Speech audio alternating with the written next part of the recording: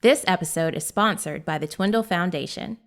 Learn more at www.twindlefoundation.org. Let's talk. So many people stay hidden due to fear. Fear of judgment, shame, or even guilt.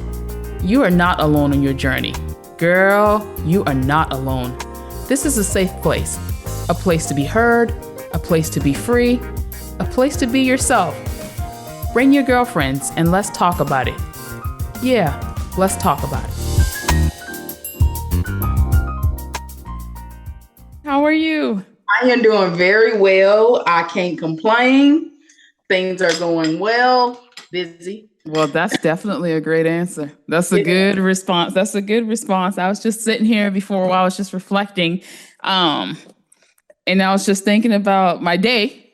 And I was well, first, let me just say this. Thank you for allowing me to share your evening, because Absolutely. I do know how it feels at the end of the workday to want to come home and unwind and let go of everything and just have some quality time. So I just want to say thank you for letting me just have a little bit of your time. Absolutely. You're welcome. I love doing these. And of course, I'm on the other side a lot of times doing other people. So I understand. I'm normally the one that's having to do the apologizing too. So I get it. I understand. And you're more than welcome. You know what? It feels so different. Like last year, I spent almost the entire year doing news channels and podcasts and different type of interview avenues. And it was the worst. My stomach would be in knots. Like I would hate interviewing, but I mean, I would still do them, but it was just so, and then when I decided to do a podcast, I think that I just had to figure out that which side of the screen was best for me. Absolutely. Absolutely. And then too, like as a podcaster, I always think about it, like we are the learners. Like we learn in our environment by asking questions. So ideally we're just students. That's, who we are. So it makes it to where it's fun at the same time, but yeah, it does come with its own pressure too. Yeah. And sometimes I felt like, even as just being interviewed, I felt like sometimes the interviewer wasn't as knowledgeable or wasn't as personable, just creating that type of atmosphere that makes it easier for a person to open up and share and have that dialogue. So I try to make it fun. I like to laugh. I like to laugh. All right, let's have a good time then. Absolutely. So I want you to just share with everyone just a little bit about yourself. Yeah, so my name is Sierra Wiles, and I am a career clarity coach where we help people really gain clarity and identity in the marketplace and align them to higher paying careers, fulfilling careers, careers that really helps them align with more of their purpose and their calling. And so, I do a lot of coaching. I do a lot of consulting work, working with a lot of young professionals as well as students, and helping them to really kind of navigate the marketplace and making sure that we are really kind of being intentional about alleviating some of the barriers, some of the issues that we do see, where a lot of students, a lot of people have went to school to try to figure out what they want to do. And so I found my niche in that area to where it's like, we've been doing this all backwards. And so that's when I formed Career Corp. And so here we are. It sounds like you saw a need. Absolutely. And open up, created a space for people to have a better understanding versus, so student loan debt has been a national conversation for quite some time now. And so I see these comments, gosh, every time I go online, there's always something. So I see the comments about, and this has been going for years, people are like, oh, you're wasting money going to school. Oh, you don't need to have an education to make good money. And I think that it was the confusion of, because we were taught, go to school, get an education, you get a good education, you're going to get a good job. And then now people are like, they've fall into suit and they've done just exactly what people have told them to do. And now it's just like, but where's that good job? Where's that good money? I can't afford to Yes. pay this debt back. And then the other part is that when they go out into a career path, if they're not absolutely sure of what they want to do, people end up in jobs where it makes enough money to pay their bills, but you know what I'm saying? But then in the long run, they're miserable. And a lot of times people become stuck in positions and don't know how to shift or change or navigate because they're holding on to what they have because they don't want to lose what they have as well. And I had been in that type of situation, not as far as my career path, but letting go of something that wasn't serving me. I was serving it, and the burnout comes along with it. And then and I was so afraid to let go because I felt to let go of that job because I felt like, well, number one is I was comfortable. I knew what I was doing, and I did it well. Absolutely. But I made a lot of I'm not gonna say I made a lot of money because at any point there's somebody that makes more money than you. I made a good amount for my own lifestyle. Yeah. And then it was like, I don't want to shift, change. I don't want to start over. And what if I start over and make less money? And so then it was just like, now I'm miserable. And then it's the responsibilities because what if you have family members that you have to take care of or other responsibility, and then now what, now you're pressured because you don't want to let them down, or you know what I'm saying, so then you sacrifice yourself for years in a job position unhappy, and then you become burnt out, and then you're not giving the employer the best of yourself because you really don't want to be there. And that's the what I have called the American dream. Well, seriously, like, to call it such a taboo, topic. We have, in a sense, what we would call hustle. We have been hustling backwards. Yeah. We really have. And so having that sense of clarity, having that sense of self is very important before you make a transition to go after the degrees, to go after the jobs, and just really honing in on who you are and learning to embrace that unique personality that you have and utilizing that in the marketplace, and knowing that you solve a problem. Your personality, your gifts, your characteristic, your talent, your skill, it solves a problem. And so one of the things that, we typically see, especially in the educational system, there is no class on identity. Wow. And so it makes it to where it's really hard when, you matriculate. Just like you said, we were told from educators, we were told from family members, hey, the best way you're going to make it is if you go to college, because most people are speaking to students out of a place because they feel like they may have missed out. Oh gosh, I was just going to say that. Absolutely. Yeah. And so it makes it to where, like, it makes it easy. Well, let's just tell them to go to school, because we didn't go to school. So it makes it easier. You go and do more than what I have done. Right. Yes. And so we think that that is giving great advice, when the actuality is no one actually sat and broke down to us the business model or what was going to be the return on investment for this particular thing that I'm signing up for. That's number one. But number two, how was it that as a child, in a sense, I'm 17, 18, 19, 20 years old, and I'm taking out max sums of money. Yes.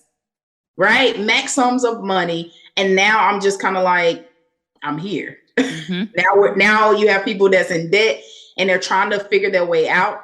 And it's so mind blowing to me now, because what people are doing to get out of debt is pursuing entrepreneurship. Oh, well. That comes with the price. That's the part that people don't understand, because when you're used to clocking in and clocking out, or having someone to monitor your work, or you know what I'm saying, or you at the end of the week or bi-weekly or monthly, however, and you know that you're going to get a certain amount of money, you know what that check is going to look like. Absolutely. That entrepreneur it's a whole nother beast. And I don't think that people realize that, because even when I worked and I got paid commission, I mean, I came to a place where I already knew where my lower seasons were going to be. I knew the months where I was going to have shorter checks, but I also Absolutely. knew that I had vacation time, that I could cash in and use that time, you know what I'm saying? Yeah. And still be able to. Oh, So, you know what I'm saying? yeah. I'm good, but everyone can't do that. Not everyone can do that. And the thing is that people come into it and they just think it's going to be a breeze, but it's a whole nother world. It really is. Like, you really don't understand the persecution that comes Yeah. along with it, or that level of perseverance that you would have to. Yeah. Yeah. So I always try to give people the ugly. I do, and Yes. I don't want to make it sound negative, but I Yeah. want to let people know that it's not easy. It's not an easy journey. Yeah. And if you're doing it by yourself, like if you're not married and someone's there to carry Absolutely. you or something, but even if you are, you could put a strain on a situation, Absolutely. because you know what it takes for your family to thrive, to be where you need it to be. And when you're not bringing in that money, yeah. Listen.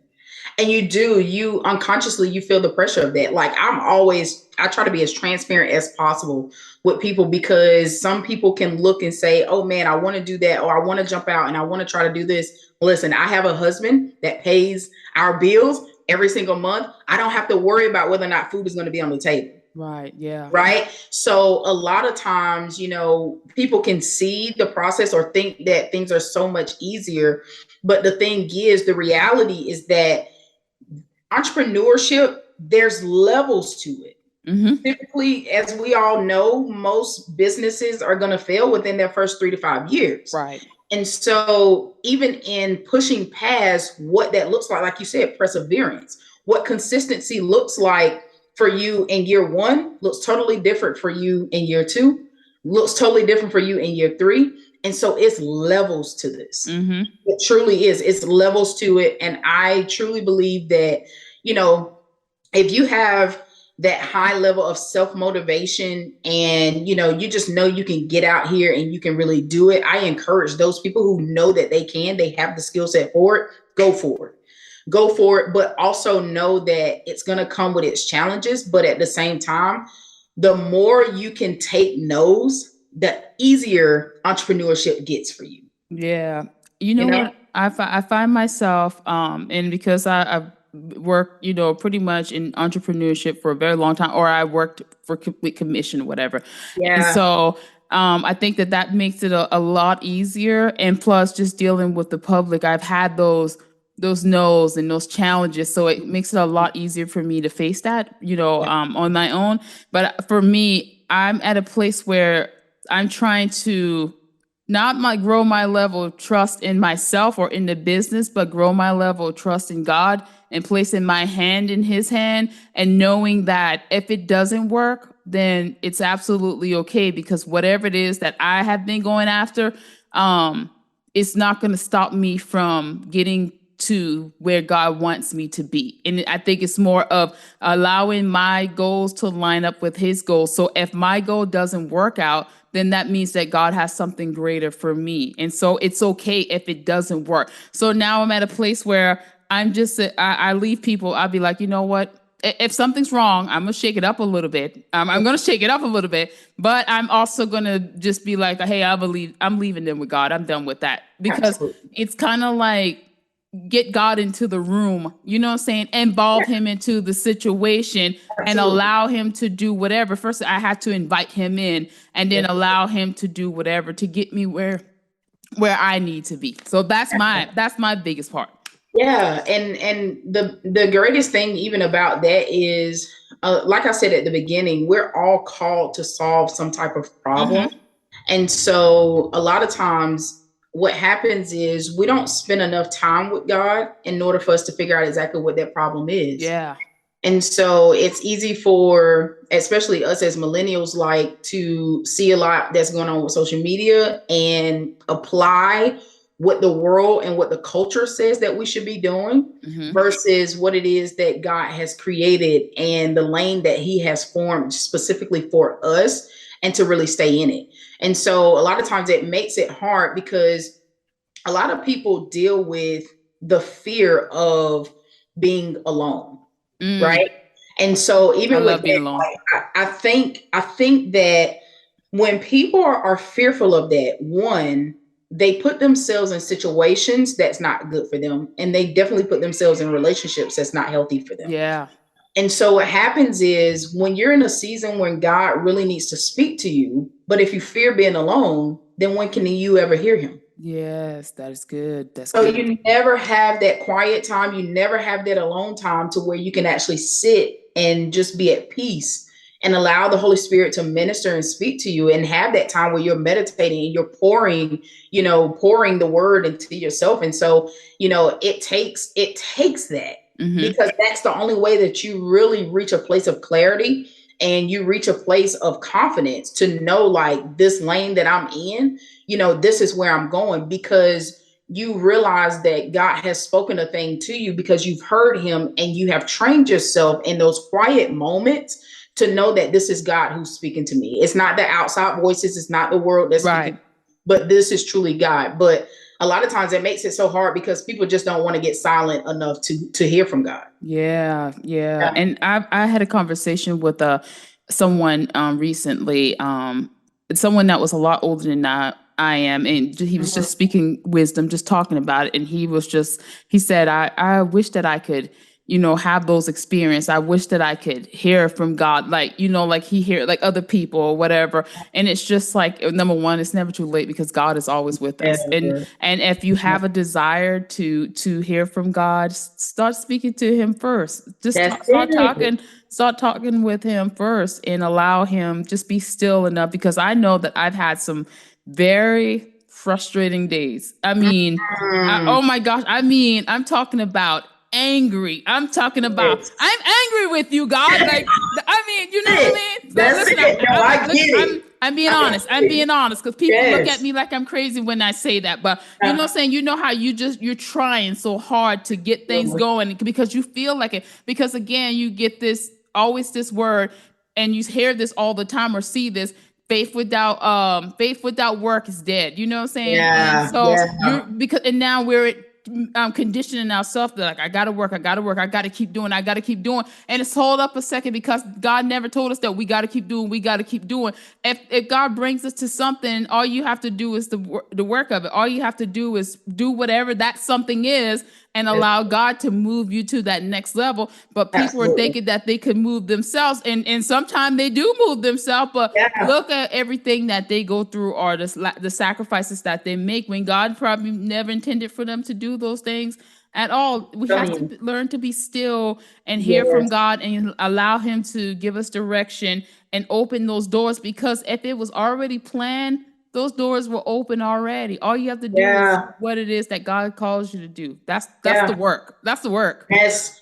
And I literally just had a bit of the same kind of conversation in regards to my own journey, because even with me coming out and doing my business at the capacity in which I'm doing it at, I had to speak about the time when that wasn't the case. Like I was hidden. God had me hidden for years.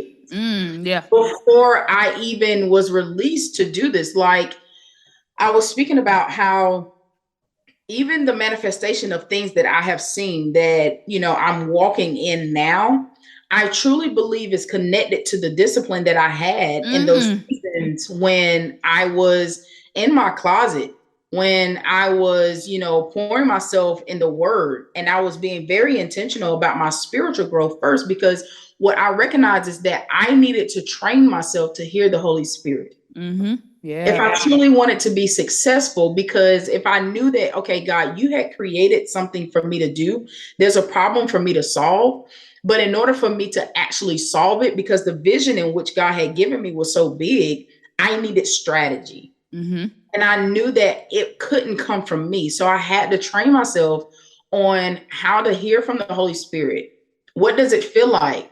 So now I can lean into that very experience when I was hidden behind closed doors, and I took that time away and I was just serving, right? And I was just being intentional about, doing the youth conferences when it cost me everything and nobody would show up. When people, would look at me like, you doing career coaching? What? And I go back and I look at some of my posts. Some of my posts only have like one, and I'll be looking like, man, they ain't nobody even checking for me, right? But those are the seasons where we don't realize like God truly has us hidden, and it's for a reason, because there's a place where God is trying to groom us to make us understand that what we're after and what we're doing is so much bigger than us. Yeah. And so I really do believe that. I think that everything starts with serving, and it starts with humility and just being intentional about hearing God. Yes, absolutely. I'm gonna tell you, I went on a healing journey. Especially it came right after my transition from working into entrepreneurship. And I'm going to tell you that discovery, like once I started healing and learning my own identity, that was the key right there. Knowing who you are, learning who you are. And then that's when the purposes started to unlock and you started to see those shifts. But the thing was, while I was learning who I was unlearning who people said you. Exactly. And dismantling old cycles and thought process and my mindset of things that I had been carrying that was not right. That wasn't of God. It was just something that was generational. Things people were passing down, habits. You know what I'm saying? And it's just like, no, this is not the way that it's supposed to be. And so I started living intentionally of wanting and desiring to know what God has for me and wanting to live that out more than I wanted anything else. Like it's almost like I want to go where he sends me. I want to do what he wants me to do. And I want to, even to a point where I want to make sure that I'm helping who I'm called to help. You know what I'm saying? Because someone's waiting for me, a position waiting for me for that next level of their life. I want to make sure that I'm not trying to do all this other stuff and help all these other people and have these people held up, have their blessing held up or them moving forward or whatever. Because when all these pieces come together, it formulates whatever it is that God is trying to manifest in the earth. But if I'm somewhere else lollygagging and holding up the process, and God's like, where you at? And you got the Holy Spirit trying to guide you to where, and you're someplace else. It's like resist and allow God to do whatever it is. And I'm very, very intentional about this new journey of my life and just a place of discovery and just going where I feel like the Holy Spirit is leading me, because at this point, and it was a big thing about trust. And that was one thing that God had to teach me. But I had to realize where my trust issues were coming from. And once we worked on that, that's when I started realizing that, hey, God has been here with me all the time. That's when I started to trust him on that different level. And then when I started hearing the Holy Spirit, when the Holy Spirit is speaking, when it's God, and when that shift comes, and when you arrive to places and it just happens so naturally, and then you're like, oh, look at the Holy Spirit guiding me without even having to do any work. That's it. Without having to do anything. I say it all the time. It's easy work when you do it God's way. It really is. It truly is. It's easy work when you do it God's way. That doesn't mean that you don't go through the adversities, but it just means that you're strengthened through it. Exactly. And you also, I'll give you an example. I had been dealing with a client that was very difficult, a little challenging or whatever. Yeah. And I had been at a place where I was like, I told my broker, I said, listen, I've had enough. Like I'm about to give them a termination paper. And I'm serious. Yeah. Like I don't want to be, I don't like when people don't know how to lead themselves and then try to carry me someplace that doesn't make sense. I like some structure. And so when I see them all, I can't be a part of that, especially when I'm trying to wheel them in. And so I was just like, I said, God, listen, I don't want to just but I've had enough. Like, you know what I'm saying? I'm just about to cut ties or whatever. And I sat down right in the same spot and I had pulled up my computer and I just started messaging people, whatever like that. And it was just like out of the blue, like it just all of a sudden said, I'm just like, contact this person. And everything I needed just aligned up, right? But there was still pushback or whatever. And I was like, okay, God, I can't do this right now, whatever. So I'm like, okay, give me some direction. And listen, That's when we it. arrived to the place where God wanted us to be, there was an even greater blessing awaiting there. I couldn't even believe it. I Wow. couldn't even believe it. I couldn't even believe it when Wow. we arrived. Like I'm sitting here frustrated and I'm like, God, I can't deal with these folks. Like, Yes. you know, Yeah. and he just, and all of a sudden it's just like I'm contacting people, and this one lady, she says, I need you to contact these two places or whatever, and they might have what you're looking for. And I did, but I had to go back and straighten mend some fences, you know what I'm saying? Because Oh yeah. Absolutely. it wasn't all smooth with us in the past. So, you know, I had to go Right. back but they were very, Right. it was like the grace was allowed. There was no Yeah. issue. And then turn around, these people were the one that says, hey, I got something for you. Wow. And I'm telling you, the blessing was bigger than what I expected. And that's normally how it always happens. It brings me back to the thought when you just said that about us having to unlearn what we have already learned. Yeah. And so even that, like you being able to go back and have that conversation, like you said, I had to mend the fences. Like whatever the case may be, I think that just in those seasons, and that just applies a lot of what I teach and what I believe is the growth mindset and how we just, show up every single day with being challenged and being okay with being challenged, knowing that we're growing. And so I just think that that's beautiful, but I think that's one of the biggest things that, we sometimes don't understand, or we probably don't really believe that's hindering us. It is the things that we have been taught, the things that we have been believing for so long, the values in which we carry on a day-to-day basis that literally keeps us away from the things that God is calling us to. Yeah. And one thing is understanding that, God has given us a family for a reason, and it's more as a covering so that you're not alone.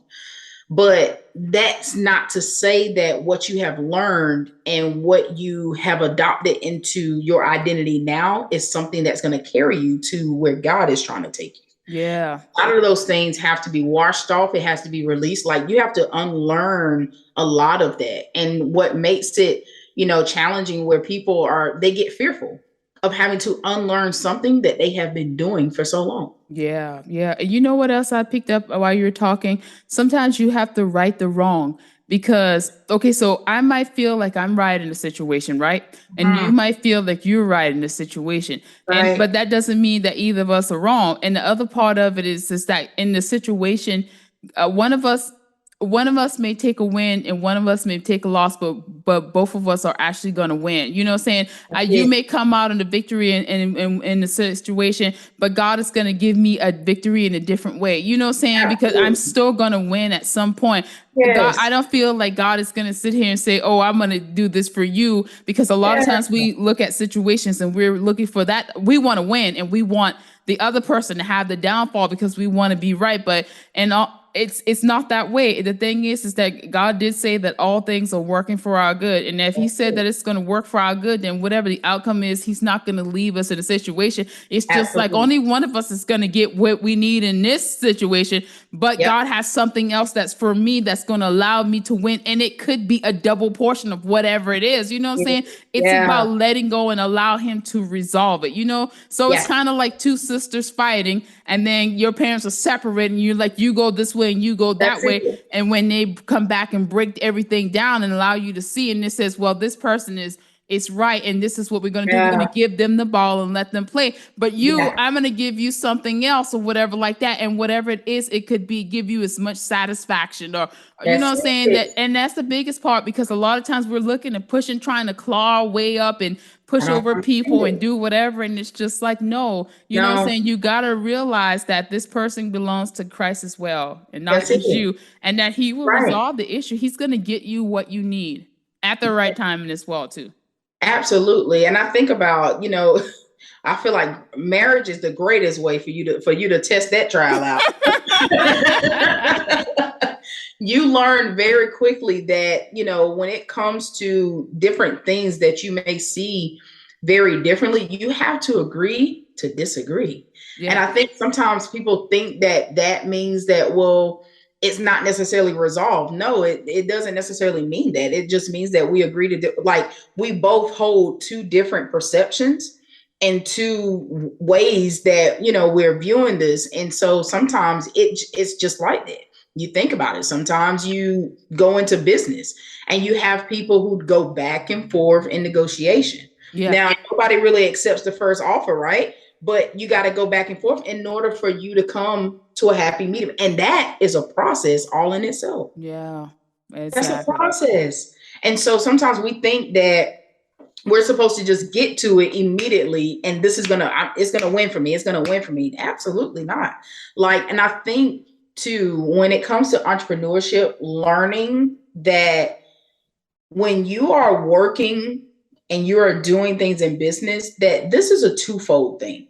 For some reason, I'm not really sure why this culture and environment has been created that, you know, this everything is so one-sided. Like I need to get what I'm going to get and then I'm out and I'm going to do what I'm going to do. And that's not the case.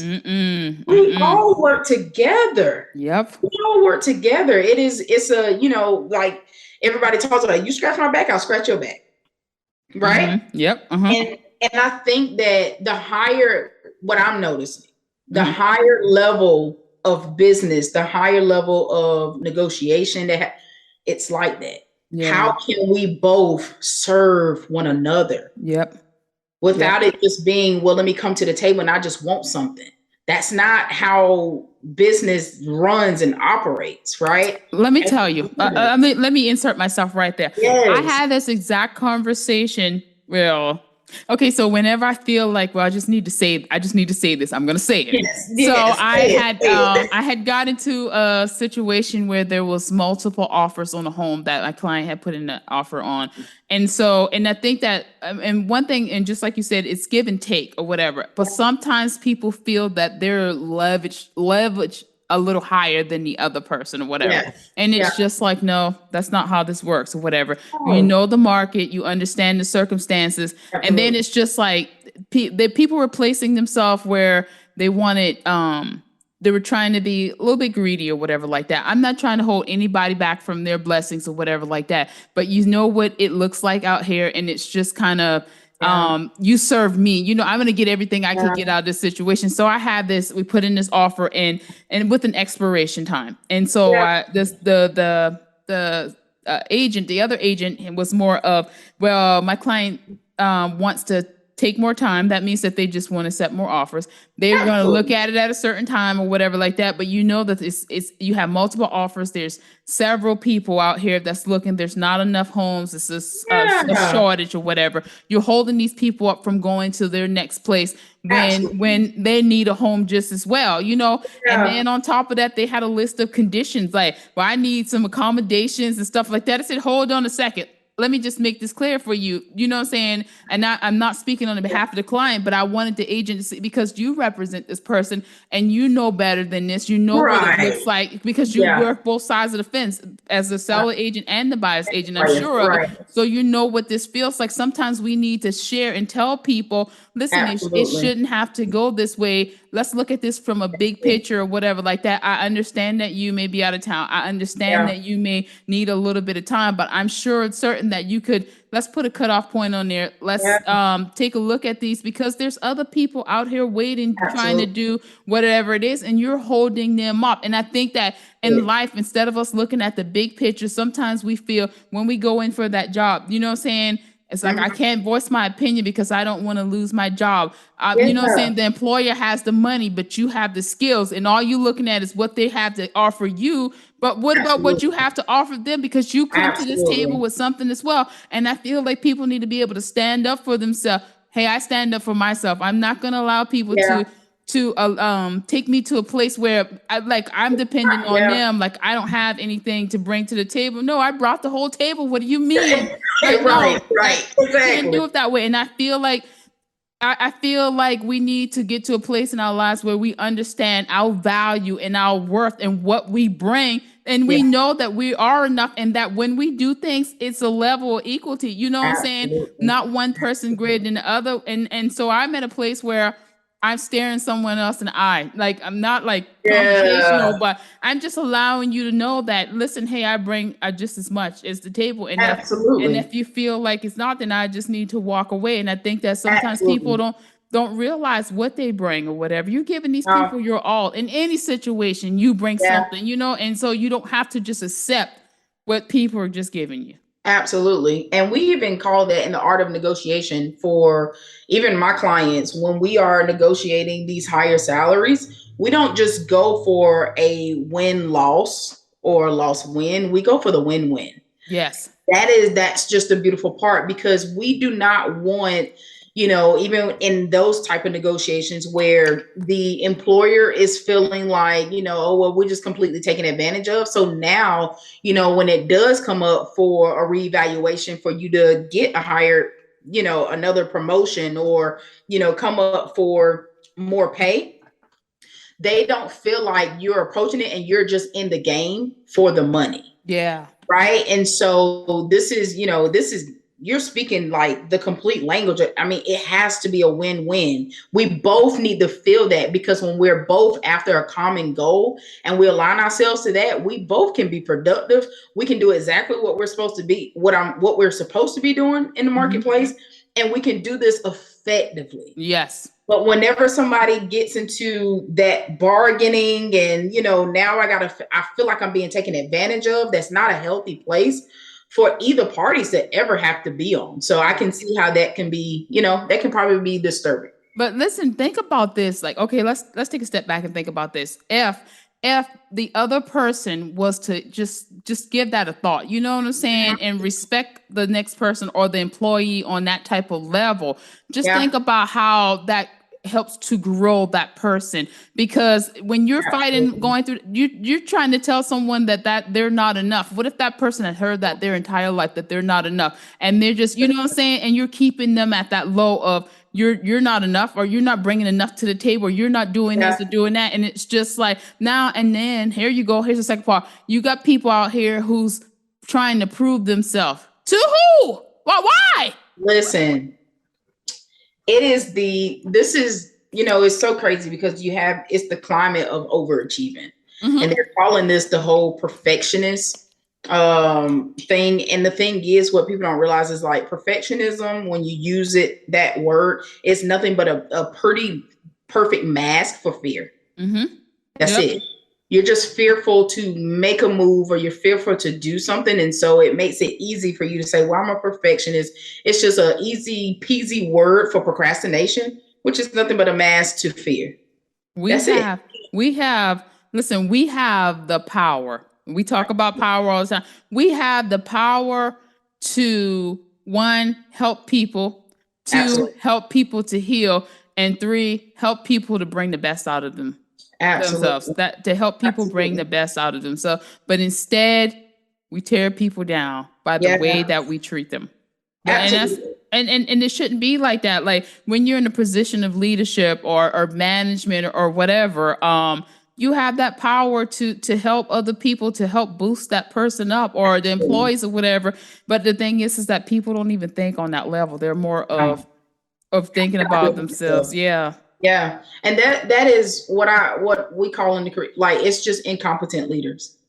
Those who are not sensitive enough to lead other people in the organization, and for them to understand that as a leader, you take the hits for your sheep. Right? Yep. And so it makes it really hard when you have a leader who is not truly a shepherd, but they themselves are sheep as well. And so you have people in organizations and companies who are getting promoted to manage people when they do not have management skills.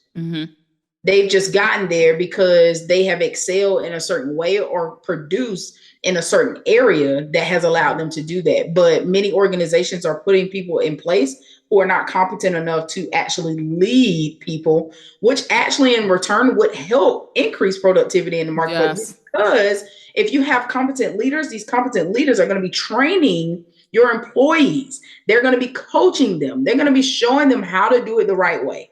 But because you don't have this, and now you have a lot of leaders who are creating toxic environments, I mean, this is why we have had the great resignation. Many people just didn't go back to work because they did not feel appreciated. Wow. You know what? I've actually read articles, and I spend a lot more time on LinkedIn, as you know, Yes. versus the other social media platform, because Yes. it's a world of business, and we know Absolutely. what's going on in the workplace. And I think now people are starting to be more open and sharing, and it's not more basis of looking for a job, but employees have issues, and there's a lot of people, leaders that are there or whatever, and are afraid to talk about whatever it is that they have going on, their circumstances. Well, so it's kind of opening up, and people are sharing more. And I read some in a statement someone made, and she said that ever since the pandemic and she was working from home, she had saved like $2,500 a month, not having to pay for gas, food, parking. And she says, Yeah. I'm never going back into the Yeah. office. And it's just like the pandemic, it shifted everyone's lives, but in some aspect it shifted people into a different space where they're like, and now they have more family time, which is important, because employers have been taking advantage of people, the long hours and just being in that building, and just and you're Yes. away from your family. And look how many people ended up, how many times you've seen someone saying that, or someone that going through a divorce, because when things shut down, people weren't even able to interact with each other because they spent so much time apart. They didn't even know who that person was, and then realized, I don't really like you. You know what I mean? Exactly. You know what I'm saying? It's like, why did I get married? But it was just like the employers were taking advantage of people, and I can't say, oh, they destroyed these homes, because you have to find your own balance. But look, I mean, parents were still able to see their kids and have time with them, and have lunch and bond. It was honestly, it's the pandemic was it was something else. It was something else. But I feel like in a way that it has created some healings in people's homes, because now they're able to be more available, more aware, more sensitive, to whatever it is, you know what I'm saying? So it's just like, and what about the commute? People were driving an hour or so to work and back home and stuff like that. And when it happened, things were shifting, and people were just like, no, I can't do that anymore. It was an awakening. It really was an awakening. Yeah. And I definitely, I say that is the movement of being woke. Americans woke up during COVID, and they recognized and realized that employers did not care about them. They recognized that, you have been dealing with a lot of the microaggressions that have been happening in the workforce. You have been dealing with incompetent leaders. You have been dealing with lower paying jobs. Yep. And the thing is, people became so tolerant that they didn't realize that was something that they had been even dealing with, and that what they were dealing with was wrong. Yeah. It's kind of like, for some reason, it's kind of like when you go into that relationship and you're in there and it's like bad, but you don't see it as bad. You just start to tolerate it. And then all of a sudden, when something snatches you back and you're like, hold on a second, I'm not doing this anymore. Like I can see my worth. I'm not going to stay in this situation. And it's kind of like, I think that people's eyes were open and they started to see things. And I know that even in that process, there were some things that I started to see as well. And when you said terrible leadership, or maybe you didn't say terrible, but the bad leadership anyway, it was just like everything in the earth has just started to become exposed. Like you started seeing like leaders and just like bad behavior and habits and stuff. And it was like all in the open, and a lot of them just felt free to do whatever. And so it was just like everything. It was kind of like, you know what? It's like, it almost felt like there was like some kind of film or layer of film over the earth. And all of a sudden that layer just peeled back. And then it was just like, bam, the light shined on everything. You know what I mean? So yeah, well, you know what? The light, look, God shined his light right on us. That's exactly what happened. Yep. And everything was exposed for everyone to see. That's exactly how it felt. And it was supposed to. It's people have been living their lives thinking that what they were doing, they have been stuck in their routines, going to work, having family vacation, and didn't realize that even their lack of presence was so pivotal at home that now people are not willing to compromise that anymore, and they shouldn't. And I think that's one thing that we don't understand, and sometimes we don't see, is because the CEOs a lot of times and the people who are owning the companies, they take multiple vacations a month. Yes. A month. You're right. A month, right? And so it makes it really hard because when you see this, and this is why I've been pushing for this 3 and 4 day work week, because I really feel that if we had people who could just work a few hours a day, like I literally, like when I say 4 day work week and everybody work on 20 hours.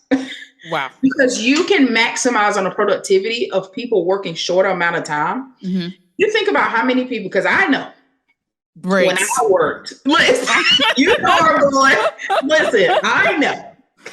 Like when I worked 40 hours, I was probably most productive, maybe 10 to 15, maybe 20 of those hours. Wow. You know what I'm saying? Like if you truly think about what you're doing, by the time you dibble and dabble every day at your coworkers, and then you over here, then you're going to take some time to go to lunch. You might run about 15, 20 minutes late. Deal with that raggedy coffee machine. Standing in line for coffee. So you think about, okay, how can I shorten this and really maximize on people's time? Because really and truthfully, you're just paying people to be at work to lollygag. That's all you're doing. Answer the phone. Let these people go home. Let them come in here, do the work that they're supposed to do, work these 3, 4, 5 hours a day. Let them knock out the work, get it done, and let them go home. I just, my mind, and I can understand, they would say, well, like manufacturing and yes, medical doctors, babies, y'all gonna have to be at work. We need y'all. Yeah. But if we understood and knew, but everybody knows as an expectation, if you're in healthcare, you're going to be working 12-hour shifts. This is an expectation. But we have people who are working 40 and 50 hours, who are working at call centers and stuff. Like, what are we doing? But we can't be doing that much troubleshooting. But listen, if we gave people a better quality of life, will the healthcare people still have to work? No, probably not. Right. No, absolutely not. Absolutely not. And so that's the thing too, because you even think about this whole thing. Everybody is being intentional about their health. And so I think it's such a beautiful thing because people now are becoming more understanding that your life is more in your hands. Yes. I don't know why people have thought that our educational system does that. It trains people to believe that they are in the hands of other people because you basically have waited hand and foot for somebody to grade your test. And that's what happens even for my students. Like I'll go and I say, okay, what do you guys want to do? And they're looking for me to confirm what it is that they want to do. And I'm like, I'm not confirming that. That's something you got to do. Yeah. That's your decision. We have taken away the ability for people, not even just kids, for people to make their own decisions. Seriously, people are walking around very indecisive about what it is that they want to do and why they want it. Like, it's like they have to have somebody to validate and confirm what it is that they know they should be doing. Right. They need somebody to say, yeah, you should be doing it, to make them feel okay. Absolutely not. Like on my journey, I was like, no, I need to do this for myself. Yeah. It has to be about me because I just realized, like, in me going it when I first graduated college, did all of that, right? And I got fired from my first job because I was battling depression. I knew very early, and maybe this experience helped me. I realized very early that employers, they didn't care about you. Right. They cared about what you can do for them. They wanted you to be a horse. That's it. And so because I wasn't active and I wasn't able to sit at that desk and clock in and clock out and, be that robot, that I was actually down. I was like, man, it's something literally as I even went through the process and I thought about how coming even through that journey, I became less depressed after I got fired. Yeah. Because you realize at that point, all the stuff that you were taking in, all the stuff that was weighing you down. And then finally, when you were let go, it was a sense of freedom, like all that, the burden lifted because you weren't supposed to be there anymore. That journey had ended. But sometimes, again, like we stated earlier, we hold on to things for whatever reason. And we just stay into things. And then we start risking our mental health. That's it. Paying a price for something. You know what? I'm so glad that you said that. And this was a part of my healing journey. I had lost, when I worked in the automotive industry, I had lost my job, and it was like, it was nothing that I did wrong, but it was something, it was just bad leadership and just things that they tolerated, whatever.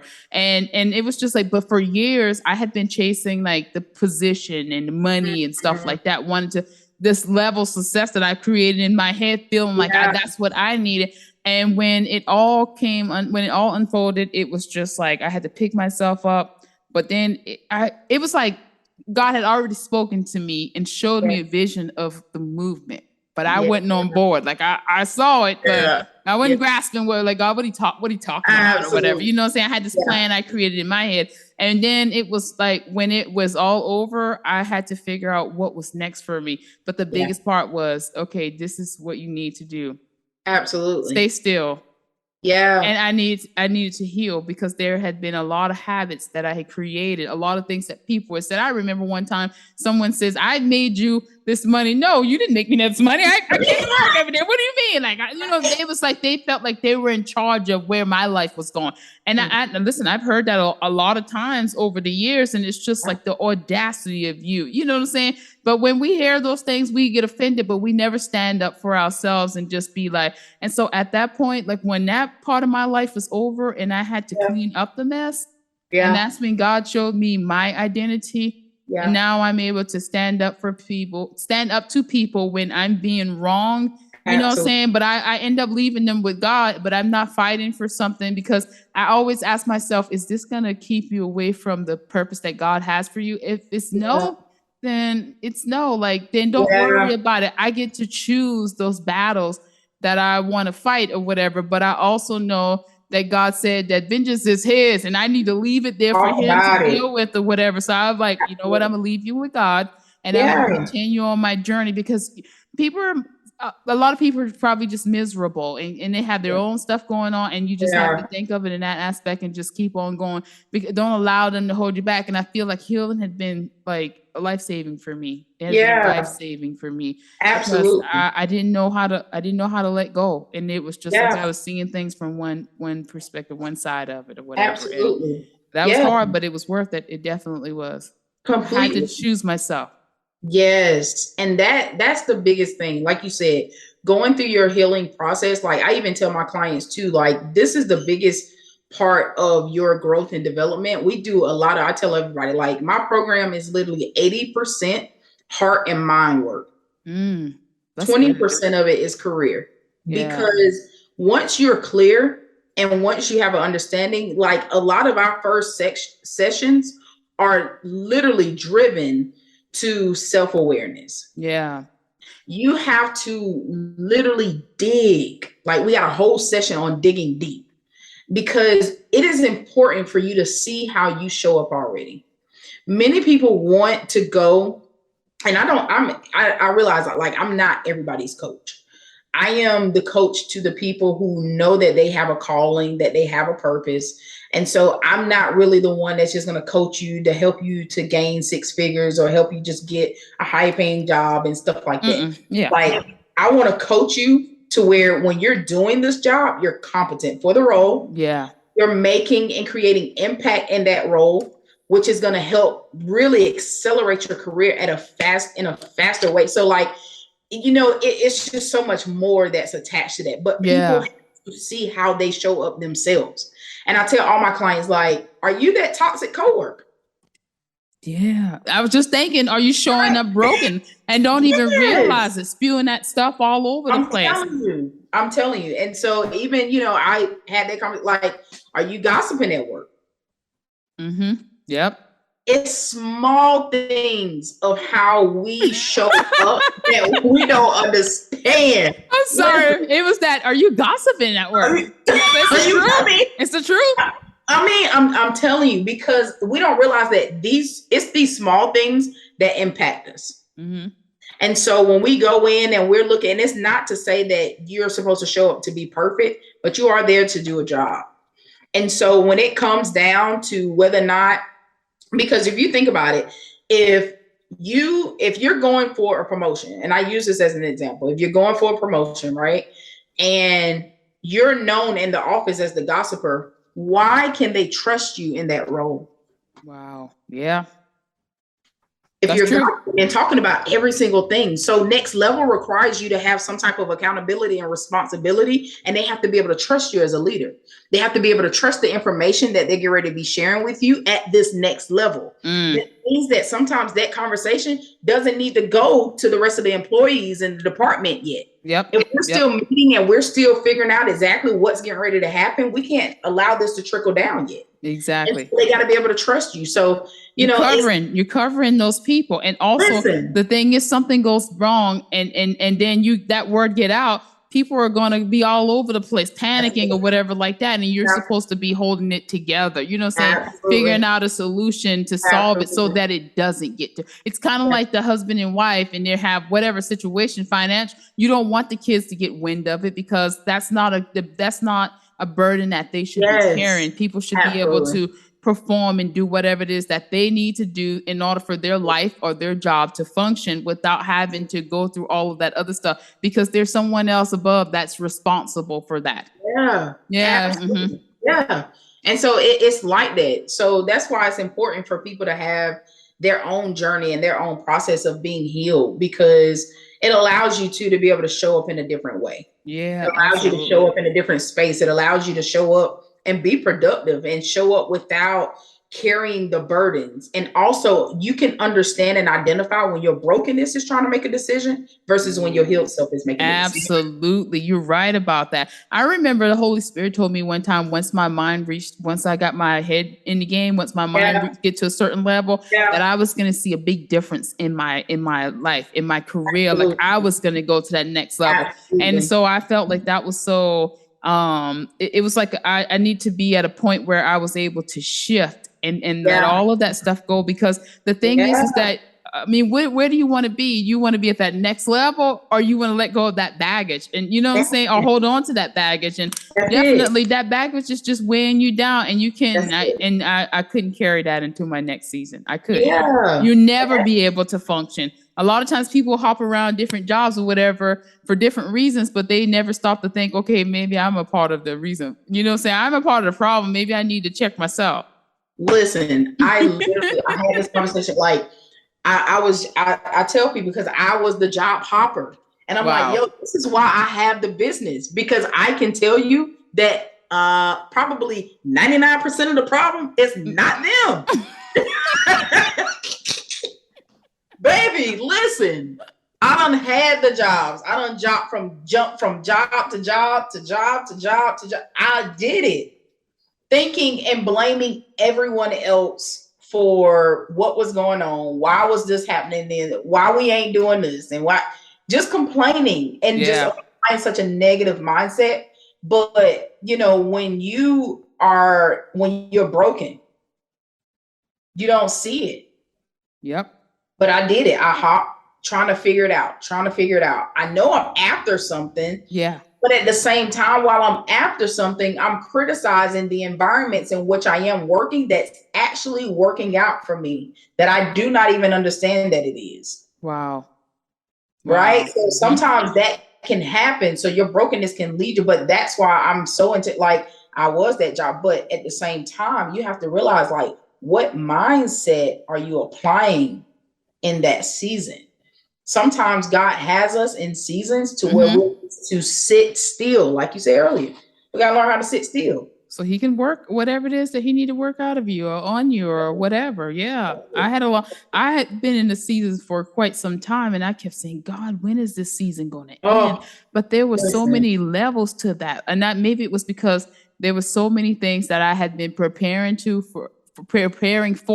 And so it just felt like it was long, but it was just working on this, and this or whatever. I don't advise anybody to be trying to work on 4 things at one time. Just stick with one, because it's tough. Like, it was just what in the world? But then I realized, and I started seeing things come together. And I remember I was sitting on the couch, and all of a sudden it clicked the whole entire time. And I was thinking, like, I was on this healing journey and trying to heal from my past pain, that type of stuff. And the Holy Spirit just said, no, I was trying to change you.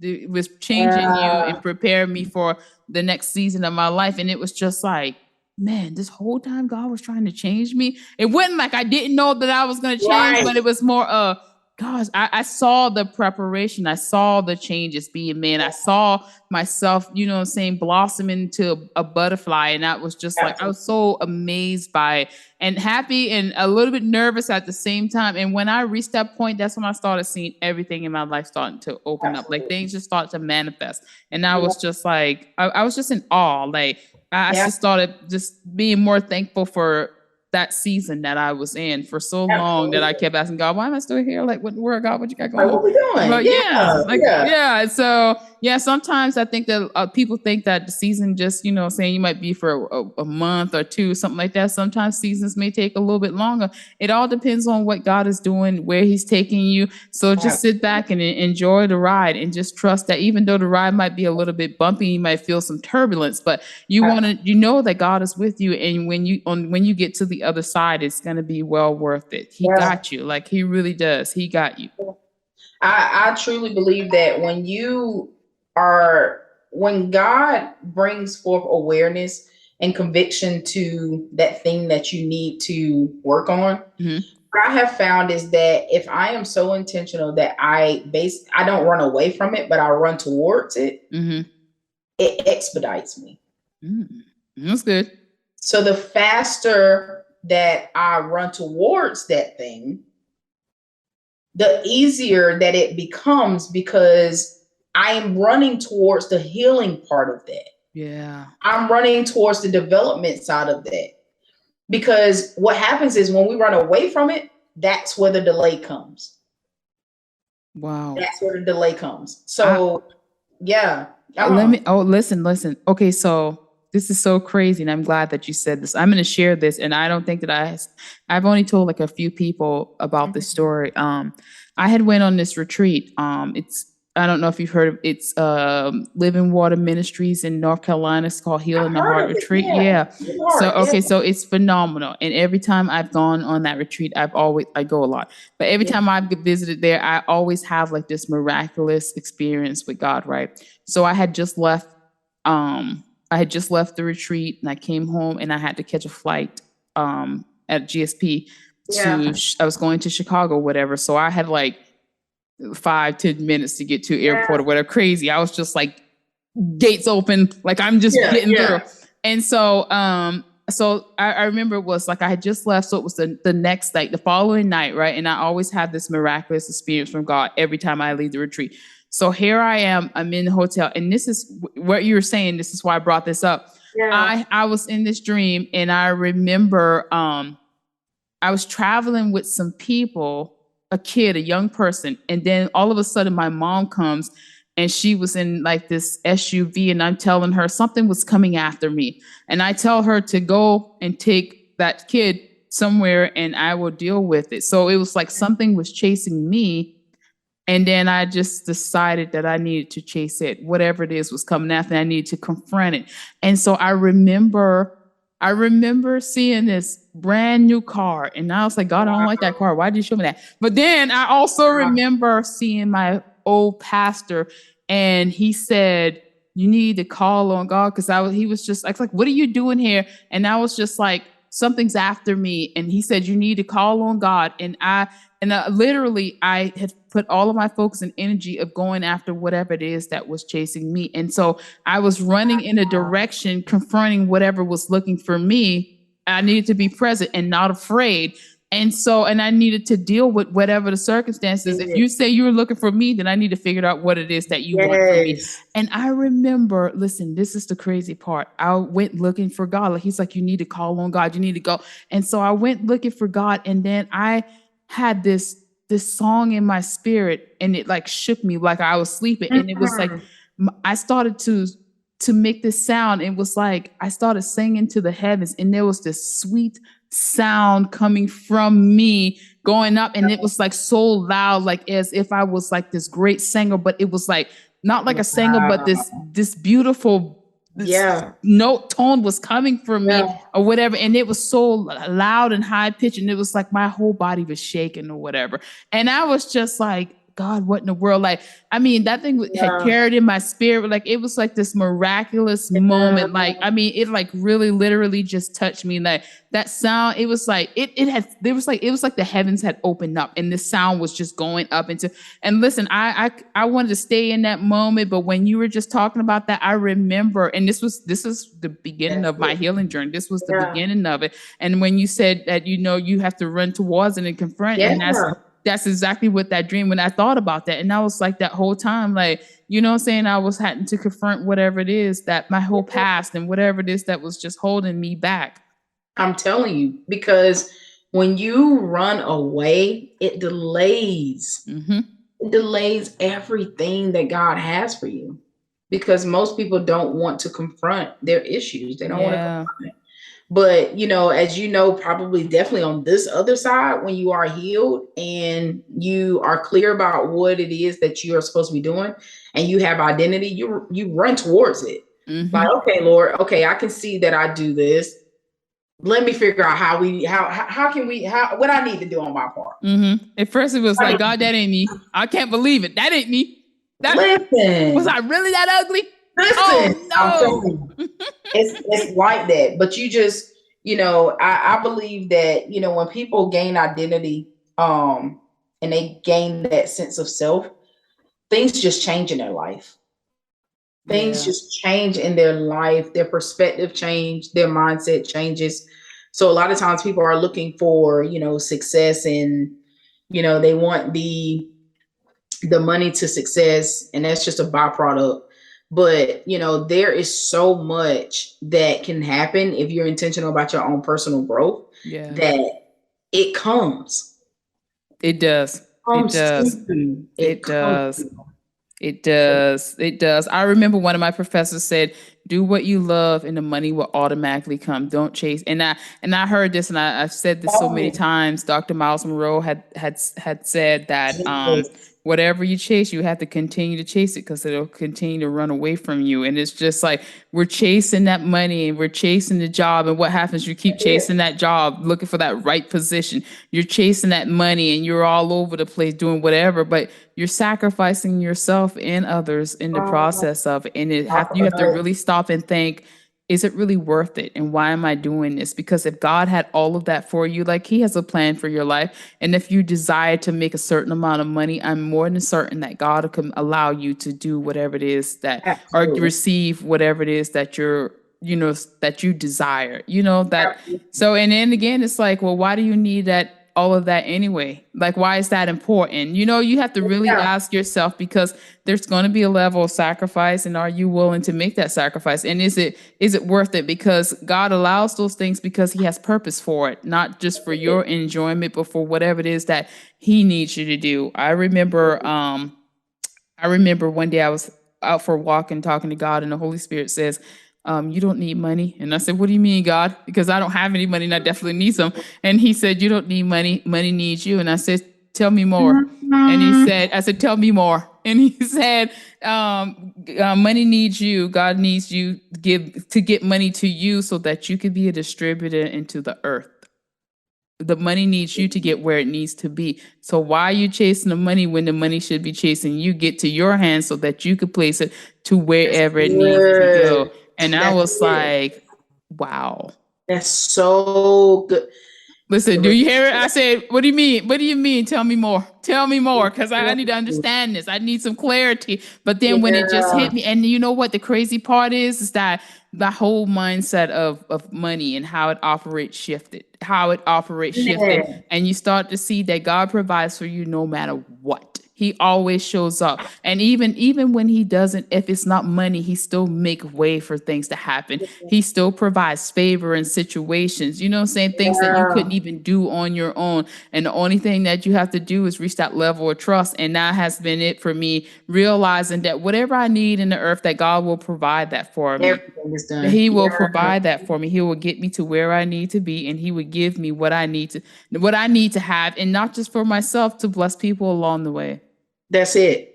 That's a beautiful thing. And that's a beautiful place to be in. Like, it's as everything we have already been talking about, like, it's levels. There's so many levels to it. Spiritually, there's so many levels to it. You know, when you think about it from a business standpoint, like it's just levels. And too often, you know, many times we trying to skip steps. Yeah, yeah. You know what? I just thought when you were just saying about the levels, and you remember when I said that I how sometimes people feel like they leveraged a little bit higher than the next, and I said I like to stand people in the eyes and confront them. I like to look them in their face and confront them, and it's more of letting them know that you can't stop me, but not in an aggressive way, but letting you know that whatever it is that you're trying to hold against me or put in my way, you can't hinder God or hinder anything that God is doing in my life. You know what I'm saying? You don't have that kind of power or authority to stop anything. And I think that we have to realize that no one, everything that we have, God has a plan for us, and He can get us from A to B. He can get us from A to B. And it's kind of like those people are Pharaoh. That's how I look at it. Those people are Pharaoh. You know what I'm saying? And so they're just standing in the way or whatever like that. But you already know who you're serving. You know who your God is, and you already know what He can do. So don't allow life or obstacles or circumstances to make you feel like you can't get where God is taking you at. You might have some setbacks or whatever, but you're still going to be on that path of getting to where God wants you to be. Absolutely. Absolutely. And just knowing that you have clarity and you have identity, you just align to that. Like stay in that vein. Stay in that vein. Yeah. This is perfect. And you know what? I think this is a perfect point, a perfect stopping point too. I think this was a very beautiful conversation, one that I needed. I was doing an interview on yesterday, and this guy, he shared with me, he said that fellowship is so important on our life journey. And so I'm so intentional about having these conversations with people and being able to learn from others and have my cup filled as well, because I stated that there's always people that's leaning on me and looking for me to pour into them, and there's hardly ever anyone to pour into me.